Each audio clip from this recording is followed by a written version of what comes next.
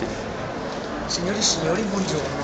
Sono qui con Sabrina di Faribiella per presentare una delle nuove novità della Fuse Dog. Sabrina, puoi farmi vedere? Ecco, allora abbiamo la cuccetta da viaggio, ovvero che si piega facilmente. Quindi si prende il cuscinone, si piega, si prende la cuccetta e si piega E il gioco è fatto. e il gioco è fatto.